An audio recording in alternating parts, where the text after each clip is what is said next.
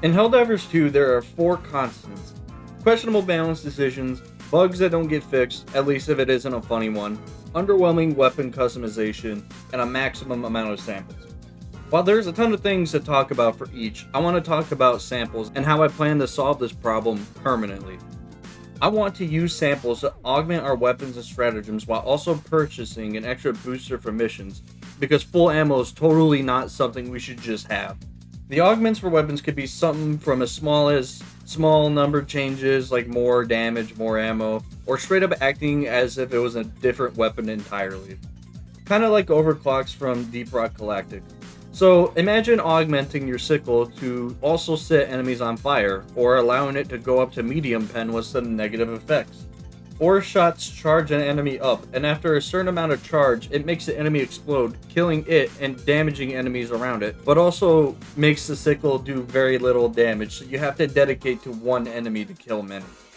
With augments like this, we can have weapons that actually will be useful or fill a role or playstyle, and not just another Liberator with an insignificant difference to the standard Liberator. We can also make stratagems better. We can make orbitals have an effect on them like the experimental ones we got to use a couple times. We can make eagles do multiple volleys. We can make support weapons even stronger by increasing the range of use instead of leaving them as one-dimensional weapons. I want to see the grenade launcher be able to have specialized grenades to turn the battlefield into a flaming or gaseous mess, or providing a massive cover of smoke for emergency escapes. Hey guys, future editing me here. Turns out I took a little too long putting this video together, and now the grenade launcher has been nerfed from heavy pen back down to medium pen, only about a month after it was buffed randomly. As much as that sucks and feels completely random to buff something and then nerf it again a month later, I think now it would justify having the grenade launcher have all these different types of specialized grenades now that it isn't heavy pen by default. So hopefully that will be the last time I have to go off script. This would also allow us to make some underwhelming support weapons actually usable, such as the railgun, the anti-material sniper, and the sterilizer.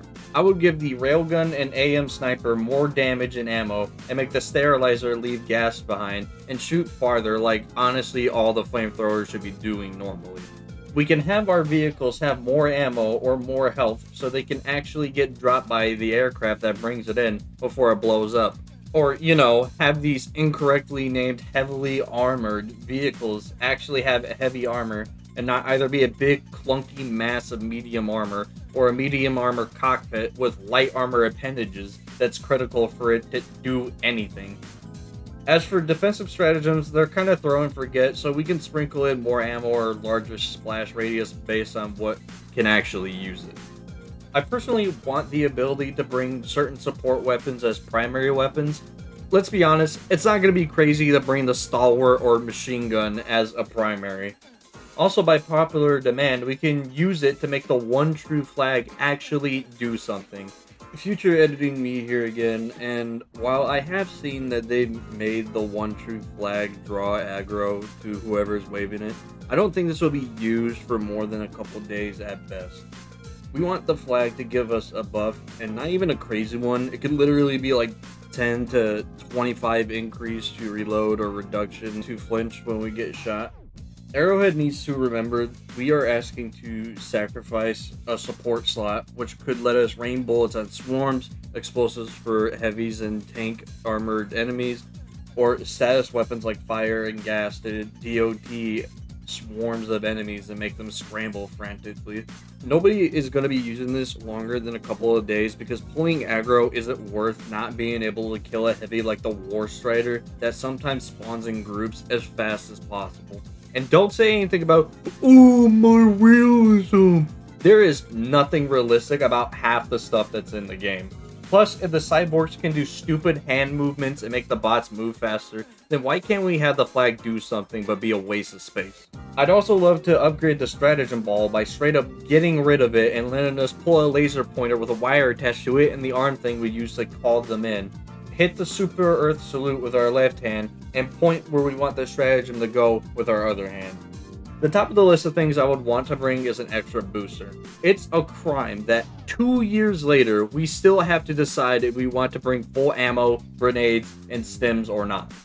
It would also let us bring boosters that pair together amazingly, like muscle and stamina enhancement, sample extractor and scanner, increased and flexible reinforcement budget, and experimental infusion and vitality enhancement. There is one thing a lot of people wanted for a while, so we could use our samples to let us swap perks on our armors so we can have the perks we want on the armors we want to wear, either for cosmetic or gameplay reasons, such as you don't like medium armor or light armor or heavy armor. We could also boost the stats of the perks, because I would love to see if more fire or explosive resist on armor will make the instant core more tolerable without bringing a bottlenecked build to kill them before they can one-tap me from across the map. Hey guys, future editing me here again. Now that we have a war bond that has light, medium, and heavy armor, and the three of them have different perks from each other, and slightly different names of the perks from each other, I think it justifies having the ability to swap perks around to different armors if you already have them. I think that heavy armor in this war bond is amazing.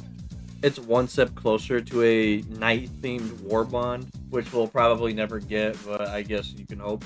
And as much as I love the look of the armor, I don't really like the passives that are on it.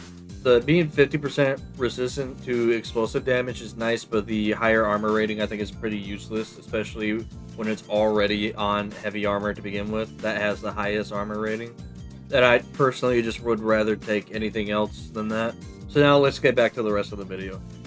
Now that's a lot to ask, but it will certainly bring a lot of life into our builds and forever solve our max out sample problem, unless Narrowhead finds a way to weasel realism into whatever reason they come up for why everything we talked about needs to be nerfed into obscurity. Then we would be back at the original problem, but even worse, because now the solution isn't even a solution anymore. That's if they don't already use realism for why we can't have any of it. But let's assume Arrowhead wants a real, capital, bold W, and they entertain the idea and add everything into the game as is with no background modification. What would the cost be? That is a good question, since this would be a sweeping update pretty much across the entirety of our loadout, so that's a ton of samples being used at once. Ideally, it wouldn't be a lot, because if it's a ton of samples being used at once, then the entire idea fixed the problem, but brought a new problem where there isn't enough samples to actually utilize any of this consistently enough for it all to even matter. If I had to choose without thinking too hard about it, I would do 5 commons for armor and weapons, 3 to 4 rares for stratagems per stratagem, and since boosters do make a big difference, let's say 3 to 6 supers. I wouldn't put my IRL money on the cost of any of those, but it's a good place to start for a discussion, I think. Hopefully we can get this idea spread out and have discussions about this, because honestly, I think this is the only way to permanently solve the problem without just removing samples from the game. If you have any more ideas we could do with this, or if you think you have the answer for the sample costs for all of this, put it down in the comments and I'll read it and maybe even talk with you about it. And if you think this is a good idea, like and share the video around and let's start talking about it, and maybe the devs will catch wind of it. I still have more ideas for how to improve the game, so hopefully I can see you there as well. That'll be all for this one. I'll see you when I see you.